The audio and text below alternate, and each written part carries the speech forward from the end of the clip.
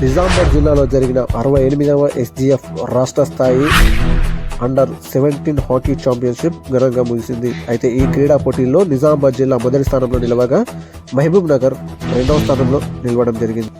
అయితే ఈ కార్యక్రమానికి ముఖ్య అతిథిగా తెలంగాణ రాష్ట్ర ఉర్దూ అకాడమీ చైర్మన్ తహర్బీన్ అమ్జద్ గారు పాల్గొనడం జరిగింది.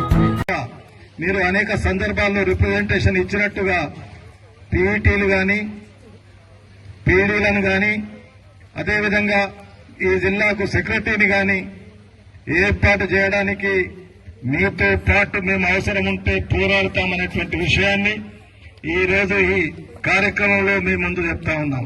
ఇక్కడ పత్రికా విలేకరులు ఉండొచ్చు, దయచేసి దీన్ని ప్రాధాన్యత తీసుకుని ఈ జిల్లా యొక్క కోరిక ఇప్పుడే మాట్లాడుతూ చాలా మంది అన్నారు, నిజామాబాద్ జిల్లాలో స్టేడియం లేకున్నా జాతీయ అంతర్జాతీయ స్థాయి క్రీడాకారులు ఈ జిల్లాలో పుట్టి పెరిగి ఆడి దేశం పేరు ప్రతిష్టలు తీసుకొచ్చినటువంటి వాళ్ళు ఉన్నారు ఇక్కడ.